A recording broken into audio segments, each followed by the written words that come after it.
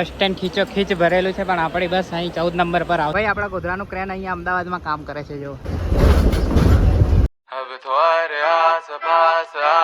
જય માતાજી મિત્રો, તમારા દોસ્ત ગજેન્દ્ર સોલંકી સ્વાગત કરું છું એક નવા બ્લોગમાં. તો દોસ્તો આજે આપણો બ્લોગ શરૂ થાય છે અમદાવાદ સિવિલ વિશ્વ નહીં એશિયાની સૌથી મોટી સિવિલ હોસ્પિટલ એટલે કે અમદાવાદમાં. તો આપણે ઇકો લઈને આવ્યા હતા અને અહીંયા આપણે મામન લઈને આવ્યા છે. પછી આપણે ઇકો લઈને પાછું જવાનું છે પોલીસ લાઇનમાં અને પછી ઇકો મૂકીને આપણે આજે બસમાં જવાનું છે ગોધરા. તો બ્લોગમાં બને રહેજો, બ્લોગને લાઇક ને ચેનલને સબસ્ક્રાઈબ જરૂરથી કરજો. ચાલો તમને બતાવું એશિયાની સૌથી મોટી સિવિલ હોસ્પિટલનો એક નજારો. તો બન્યા રહેજો બ્લોગમાં. તો આ 1200 બેડની હોસ્પિટલ છે, જે કોરોના વખતે તાત્કાલિક બનાવવામાં આવી હતી એ હોસ્પિટલ છે. બાકી બહારનો નજારો બી બતાવું, પણ અહીંયાથી નીકળું પછી બતાવું. જો અહીંયા તો કન્સ્ટ્રક્શનનું કામ ચાલુ જ છે બધું. જો કંઈ ને કંઈ બનતું જ રહે છે. બહુ મોટી હોસ્પિટલ થઈ ગઈ છે આ તો. પછી બતાવું ચાલો તમને.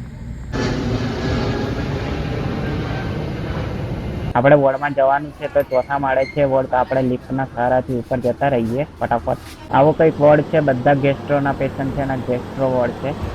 તો આપણે પોલીસ લાઇનમાં જવા માટે નીકળી ગયા છે અને સામે તમને બીજે મેડિકલ કોલેજ દેખાતી હશે, જે આખા ગુજરાતની મોટામાં મોટી મેડિકલ કોલેજ છે. અહીંયાથી જ તમને મેડિકલમાં એડમિશન ને વગેરે થતું હોય છે, મેરિટ લિસ્ટ ને બધું. અમારી વખતે તો અહીંયાથી જ અમને એડમિશન મળ્યું હતું. હવે કઈ રીતનું છે અમને ખબર નથી. બાકી આ આખું સિવિલ કેમ્પસ છે, તમે જોઈ શકો છો. આટલી મોટી જગ્યાના લીધે જ આખા એશિયામાં સૌથી મોટી સિવિલ હોસ્પિટલ કહેવામાં આવે છે. અને બહાર જવાનો રસ્તો ટોટલ લગભગ 8 જેટલા ગેટ છે. જો કોઈને ખબર હોય તો મને કોમેન્ટમાં જણાવજો કે હું સાચો છું કે ખોટો છું, કે 8 ગેટ છે કે વધારે છે કે ઓછા છે, કોમેન્ટ કરજો. બાકી અહીંયાથી આપણે બીજા નંબરના ગેટથી બહાર નીકળશું ને આ ખોડિયાર માતાનું મંદિર છે અહીંયા. તો જય ખોડિયારમાં આપણે દર્શન કરી લઈશું ચાલુ ગાડીએ જ. બાકી અહીંયાથી નીકળીને આ મેડિકલ કોલેજની હોસ્ટેલની બિલ્ડિંગ છે, અહીંયાથી નીકળીને આપણે જઈશું હેડક્વાર્ટરમાં. તો ચાલો. તો આપણે લાઇનમાં ગાડી મૂકીને ગીતા મંદિર બસ સ્ટેન્ડ જવા નીકળી ગયા છે. ઓટોમાં જઈશું આપણે. આવી પાછળ છે લાઈન. ચાલો બતાવું તમને ગીતા મંદિરનો નજારો. તો આપણી પાસે છૂટા નહોતા, તો 200ની નોટ હતી એટલે પછી આપણે 20-20ના 2 પાન લઈ લીધા. મીઠા પાન છે, હવે તમાકુવાળા નથી. ખાઉં ત્યારે તમને બતાવું છું ને. પાછું તમે એમ માનો નહીં એટલે બતાવવા પડશે. તો અહીં આપણે સામે જતા રહીએ, ત્યાંથી રિક્ષામાં બેસીશું. એટલે રિક્ષા મળી ગઈ છે આપણને. અહીંયાથી આપણે કાલુપુર ઉતરી જઈશું, કેમ કે કાલુપુર સુધી જ આ રિક્ષા જવાની છે.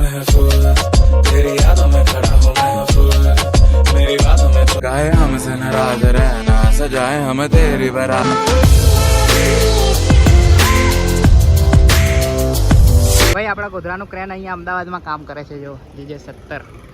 તો આપણા CJ-70નો વોટ અમદાવાદમાં બી છે, જોઈ લો. છે ને આ બધું કામ થાય છે, બ્રિજ બને છે. ખબર નહીં, આપણે અહીં કાલુપુરમાં છીએ.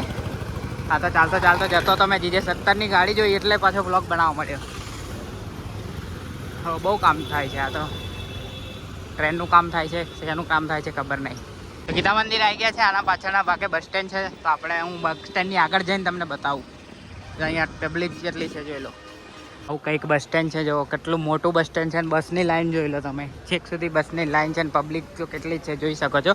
બાકી આપણી બસ મળે એટલે આપણે બેસીને જઈએ. અને કેટલાની ટિકિટ થાય છે એ બધું બતાવું, પણ બસ મળવી જોઈએ પહેલાં. બસ સ્ટેન્ડ ખીચો ખીચ ભરેલું છે, પણ આપણી બસ અહીં 14 નંબર પર આવશે. તો બેસીએ પછી મળે. એટલે તો બસમાં બેસી ગયા છે ને હવે આપણે તોડીએ પાન. ખાઈએ તો ખરા કેવું છે એમ બતાવું તમને. તો આવું કંઈક પાન છે, મીઠું આપણું 20 રૂપિયાનું. જો નથી તમાકુવાળું નથી. જો મીઠું છે, તૂટી ફૂટીને દેખાય છે ને. આપણે નહીં ખાતું તંબાકુવાળા, એવું બધું આપણે નહીં ખાતા, બરાબર છે. તો ચાલો લુપ્ત ઉઠાઈ ગયા પાનનો અને નીકળીએ અહીંયાથી.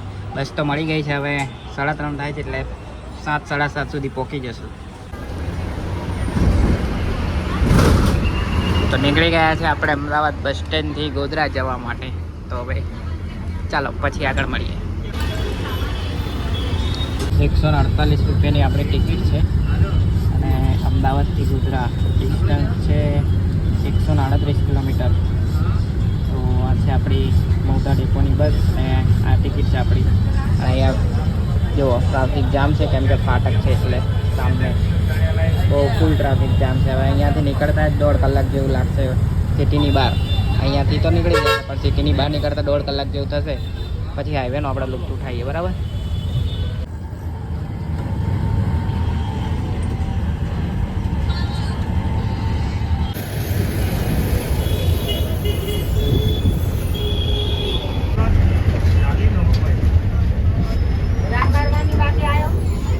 યાદ બસ સ્ટેન્ડમાં આવી ગયા છે આપણે અને અહીંયાથી બસ ખાલી થઈ ગઈ અડધી ને બીજા અહીંયાથી બેહે છે. તો હવે આપણે હજુ 2 કલાક લાગશે ગોધરા પહોંચતા. બહુ ગરમી થાય છે પણ જો મારી હાલત. અત્યારે આપણે ઉમરેઠ બસ સ્ટેન્ડમાં ઊભા છીએ. બાકી હજુ વાર લાગશે. 6 વાગી ગયા છે. 8 વાગશે એવું લાગે છે પહોંચતા. અને કેમેરો બહુ ખરાબ લાગે છે. હવે કમ્પ્લીટ થયો તો 8 વાગી જશે ગોધરા પહોંચતા એવું લાગે છે. પણ જોઈએ ઉમરેઠ થઈ ગયા છે. સામે દેખાય છે તમને વાવાઝોડું પૂર જોરમાં આવવાનું છે એવું લાગે છે. અને આપણે આવી ગયા છે ડાકોર. તો અહીંયાથી નીકળતા પહેલાંની સાથે જ વાવાઝોડું આવી જશે એવું લાગી રહ્યું છે મને. કેમ કે આકાશમાં દેખો ધૂળ દેખાઈ રહી છે અને વાતાવરણ બી પલટાઈ રહ્યું છે. એટલે મને એવું લાગી રહ્યું છે કે આવી જશે. દેખો કીધું હતું ને મેં અહીંયાથી નીકળતાની પહેલાં જ આવી જશે વાવાઝોડું. તો આવી ગયું છે વાવાઝોડું. પવન આવી ગયું છે. તો આપણે બારી બંધ કરી દઈએ ફટાફટ.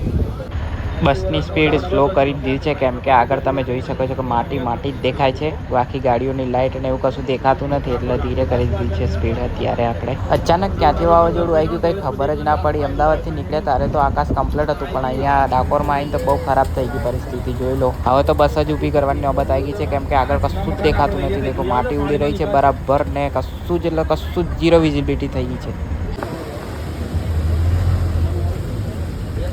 મહીસાગર નદીના પુલ પર આવી ગયા છે આપણે. અને તમે નજારો જોઈ શકો છો કેટલો ડરાવનો નજારો લાગી રહ્યો છે. વીજળી દેખો વીજળી ચમકી ત્યારે અજવાળું થોડુંક દેખાય બાકી આ અંધારું ગોપ દેખાય છે. તમે જોઈ શકો છો કેટલું અંધારું છે. અને વાદળ ને આકાશ નીચે કાળું છે અને ઉપર થોડું વ્હાઈટ દેખાય છે. બાપરે બાપ. ચાલો તો ગાઈસ 8 વાગે ફાઇનલી આપણે ગોધરામાં લેન્ડ થઈ ગયા છે. અને બાપા બહુ જ વાવાઝોડું ને અત્યારે બી આ છાંટા તમને કદાચ દેખાતા હશે કેમેરામાં. બાકી વરસાદ ચાલુ છે છાંટા ને આપણે આવી ગયા છે ને ફટાફટ જઈએ ઘરે કેમ કે પલળી જશું નહીં કે. જો સુમસામ કોઈ જગ્યાએ લાઇટ નથી કશું જ નથી. જો આ ઘોડો ચાર્જિંગવાળા છે બાકી આ જો સુમસામ જો લાઇટ છે જ નહીં અને વરસાદ ચાલુ છે. તો હા ડાકોરમાં તો બહુ જ જબરજસ્ત વાવાઝોડું આવેલું તમે દેખ્યું. બાકી ચાલો હું ફટાફટ નીકળું પછી મળું. તો ગાઈસ આપણે રાત્રે 8 વાગે ઘરે આવી ગયા હતા પણ લાઇટ નથી એટલે ફોન ચાર્જ નહોતો અને ફોન ડેડ થઈ ગયો હતો એટલે વ્લોગને એન્ડ કરવાનો રહી ગયો હતો. બાકી તમે જોયું કે વાવાઝોડું કેવું હતું અને આઈ હોપ તમને વ્લોગ ગમે હશે. વ્લોગ ગમે હોય તો લાઇક શેર અને ચેનલ પર નવા હોય તો સબસ્ક્રાઇબ જરૂરથી કરજો. ફરી મળીશું નવા વ્લોગ સાથે. ત્યાં સુધી જય માતાજી, જય શ્રી કૃષ્ણ.